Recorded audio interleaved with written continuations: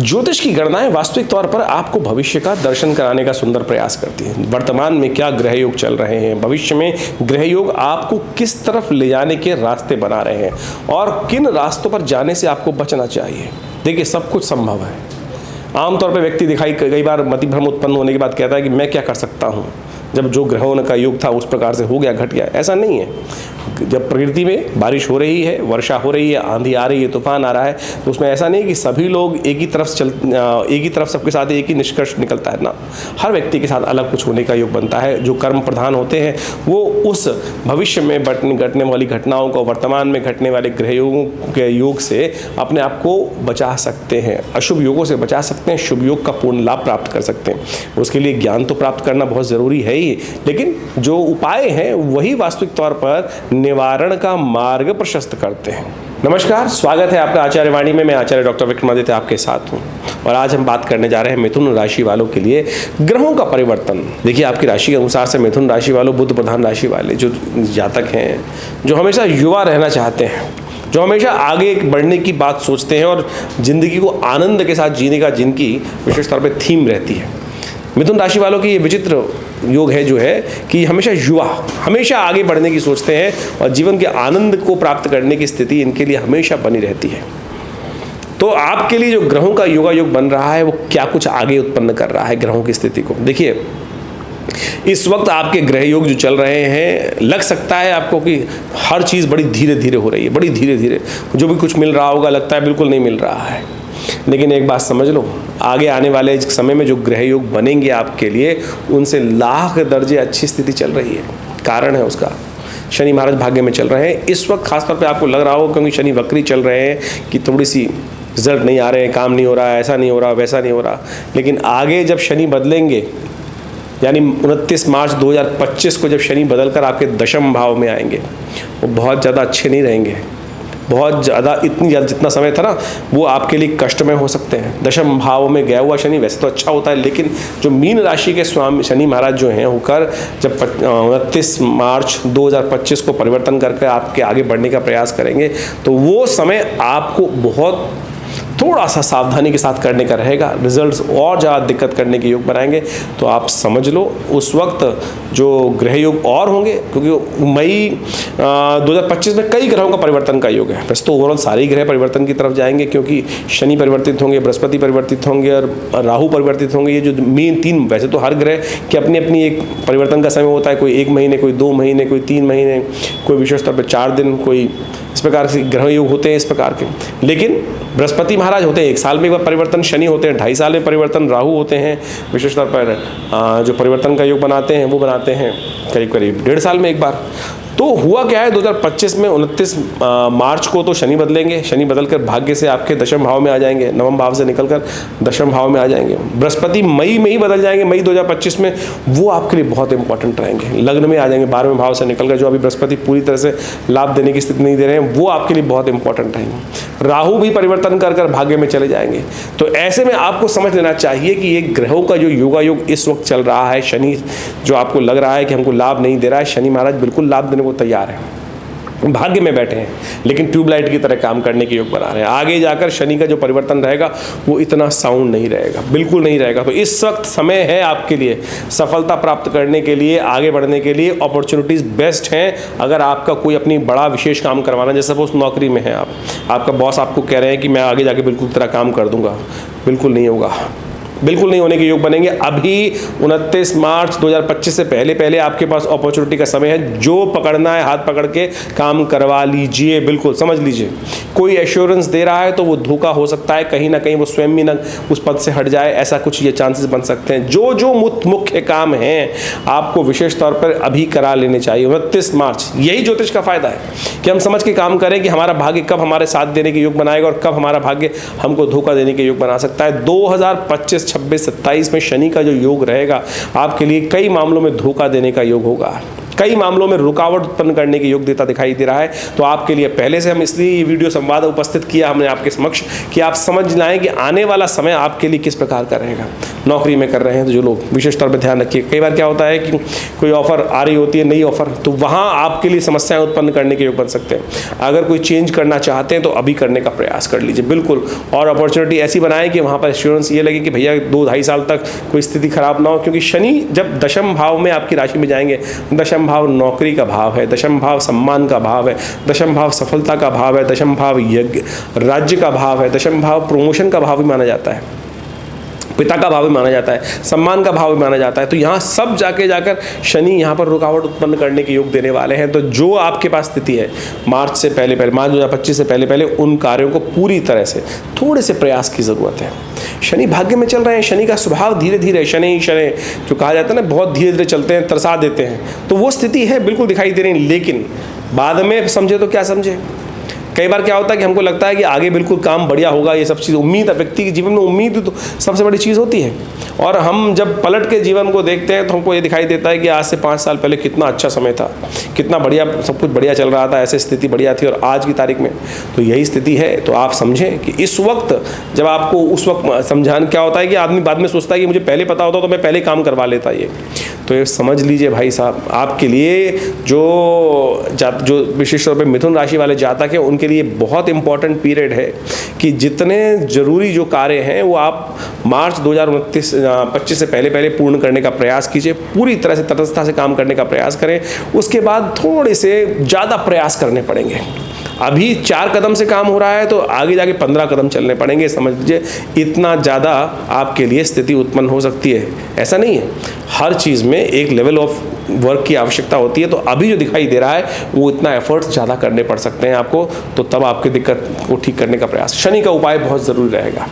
और इस वक्त शनि महाराज जो वक्री चल रहे हैं वो आपको कह रहे हैं खास तौर पर कि उसका उपाय करिए, कि जो आपको लग रहा है कि हम आगे बढ़ने की बजाय घट ही रहे हैं भाई, वो बिल्कुल कारण है कि अभी जून से जो शनि महाराज वक्री हुए हैं, 15 नवंबर तक वक्री रहेंगे, तो उसका नित्य प्रति उपाय करने की ज़रूरत है ना। तो इसलिए ये समय को हमको थोड़ा सा एफर्ट ज़्यादा बढ़ाने की ज़रूरत है। बृहस्पति कहीं ना कहीं आपके लिए कई मामलों में रास्ता बनाने के योग बनाएंगे, लेकिन बृहस्पति का उपाय भी ज़रूरी है। इस वक्त 2 ग्रहों का योग चल रहा है, तो आप कम से कम शनि को थोड़ा ताकत देने का प्रयास कीजिए। शनि की ताकत देने का तरीका है जो उनका स्तवन करें, सही मार्ग पकड़ें, एफर्ट्स करें, आलस्य ना करें, क्योंकि शनि प्रतीक है आलस्य का, शनि प्रतीक है जिद का, शनि प्रतीक है कई मामलों में स्लो हो जाने का। तो अब आपको अपनी स्पीड को तेज करने का प्रयास करना है। ऐसा नहीं है कि आप चाहें और नहीं कर सकते, बिल्कुल कर सकते हैं। तो इसलिए स्पीड बढ़ाने का आपको प्रयास करना चाहिए। हनुमान जी का स्तवन करें, शनि स्तोत्र का पाठ करें। अभी हम आपको शनि स्तोत्र सुनाते हैं।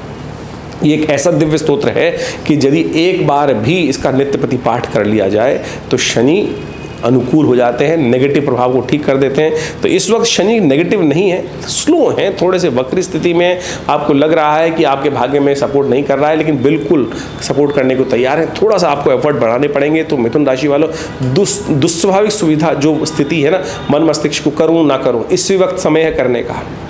कई बार क्या होता है कि हमारे व्यक्ति के जीवन में चलता है, तो आप मिथुन राशि वालों के लिए इस वक्त जो स्थिति चल रही है, दुविधाजनक स्थिति चल रही है। करें ना करें स्थिति, अरे हटाइए, करके देख लीजिए, होना होगा हो जाएगा, नहीं होगा छोड़ दीजिएगा ना। बाद में कहूँ ना कहूँ कई स्थिति को हाँ करेगा ना करेगा, ना करेगा छोड़ देगा। तो अभी आपके लिए समय बिल्कुल अनुकूल चल रहा है। इस वक्त रिस्क लेने के लिए टाइम ठीक दिखाई देता है ओवरऑल में, तो ज़्यादा नुकसान होने का योग नहीं बनता दिखाई दे रहा। तो आप इस समय में एफर्ट्स को बढ़ाकर, हिम्मत लगाकर काम करने का प्रयास करेंगे। शनि के उपाय करते हो, हनुमान जी का पाठ, पीपल का विशेष तौर पर पूजन हर शनिवार के शनिवार, और शनि स्तोत्र का पाठ, ये सारे उपाय जो हम आपको बताने जा रहे हैं ये अवश्य करने का प्रयास कीजिए। और ओवरऑल ग्रहों को भी समझें। अब हमें नहीं पता है कि आपकी राशि के अनुसार से दशाएं कौन सी चल रही हैं इस वक्त आपकी कुंडली में, ग्रहों की अंतर्नल स्थिति क्या है, लेकिन गोचर के दृष्टिकोण से हमने आपके समक्ष ये बात रखने का प्रयास किया है। तो आप इसको समझते हुए कार्य कर लेंगे तो अच्छा रहेगा। देखिए, शनि जब वक्री चल रहे हो, शनि जब अशुभ अवस्था में चल रहे हो, तो कुछ खास उपाय शास्त्र में बताए गए हैं, उनको हमेशा करते रहने चाहिए। और ये एक ऐसे उपाय हैं जो हमेशा कल्याण का मार्ग ही प्रशस्त करते हैं। भारतीय संस्कृति में ज्योतिष की गणनाओं को समझने के लिए तो गणित विज्ञान है और इसकी पूरी गणनाएं मिलती हैं, लेकिन निदान के लिए शास्त्रों में अनेक मार्ग बताए गए हैं। उसमें सबसे बढ़िया है मंत्र जप, और सबसे उसके साथ साथ कहा जाता है कि यज्ञ इत्यादि, दान इत्यादि, और औषध विज्ञान के अनुसार से जो जड़ी बूटियों का जो कुछ उपाय शास्त्र में वर्णित हैं वो विशेष तौर पर निदान के लिए हैं ज्योतिष के अंतर्गत। तो ज्योतिष को आपको, कई सारे लोग जो आज की तारीख में ज्योतिष का गणित पाठ तो देख लेते हैं, लेकिन निदान के लिए टोटकों में फंस जाते हैं। लेकिन अगर आप उपनिषद, पुराण, वेद इत्यादि को देखेंगे, शास्त्रों को देखेंगे, तो वहाँ वैदिक उपाय ही शास्त्र बताए गए हैं और उन वैदिक उपायों से ही रास्ता निकालने का हमें प्रयास करना चाहिए। अब शनि चल रहे हैं वक्री, तो शनि को ठीक करने के लिए खास तौर पे क्या उपाय किया जाए वो आपको अच्छे से समझना चाहिए। बृहस्पति को वक्री चल जाए तो उसको भी ठीक करने का रास्ता शास्त्र में वर्णित है, उन सबको भी हमें करने का प्रयास करना चाहिए। तो शास्त्र में विशेष तौर पर शनि को ठीक करने के लिए सबसे श्रेष्ठ उपाय जो बताए गए हैं वो शनि स्तोत्र है। दशरथ महाराज के द्वारा की गई शनि की जो प्रार्थना है, जिसको शनि स्तोत्र कहा जाता है, उसका नित्यपति पाठ करने का प्रयास करना चाहिए। ये एक ऐसा अद्भुत स्तोत्र है जिसका यदि नित्यपति हम पाठ कर लें तो भगवान की कृपा से हम अपने कई ग्रहों को, दोषों को बहुत अद्भुत प्रकार से ठीक करने के योग बना सकते हैं। शनि स्तोत्र इस प्रकार से है। ओम नमः कृष्णाय नीलाय शितिकंठ निभाय च, नमः कालाग्निरूपाय कृतांताय च वै नमः, नमो निर्मांसदेहाय दीर्घमश्रुजटाय च, नमो विशालनेत्राय शुष्कोदरभयाकृते, नमः पुष्कलगात्राय स्थूलरोमणे वै नमः, नमो दीर्घाय शुष्काय कालं द्रष्ट नमोस्तुते, नमस्ते कोटराक्षाय दुर्निरीक्षाय वै नमः, नमो घोराय रौद्राय भीषणाय कपालिने, नमस्ते सर्वभक्षाय बलिमुख नमोस्तुते, सूर्यपुत्र नमस्तेस्तु भास्करे भयदाय च, अधो दृष्टे नमस्तेस्तु संवर्तक नमोस्तुते, नमो मंदगते तुभ्यं निस्त्रंशाय नमोस्तुते, तपसा दग्धदेहाय नित्यं योगरताय च, नमो नित्यं क्षुधार्ताय अतृप्ताय च वै नमः, ज्ञानचक्षु नमस्तेस्तु कश्यपात्मजसूनवे,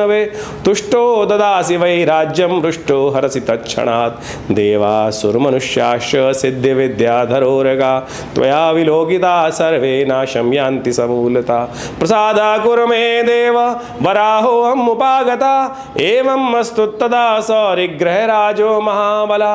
ये दशरथ कृत शनि स्तोत्र है। कहा जाता है कि महाराज दशरथ जब देवासुर संग्राम की तरफ जा रहे थे, रास्ते में शनि के दर्शन हुए और शनि के दर्शन होते हुए शनि की दृष्टि से उनको विशेष तौर पर कहा जाता है कि बच तो सकते नहीं थे। अब शनि को प्रणाम किया उन्होंने और महाराज की एक दिव्य स्तुति उपस्थित करी। एक ही स्तोत्र शास्त्र में मिलता है जो दशरथ कृत शनि स्तोत्र के नाम से जाना जाता है।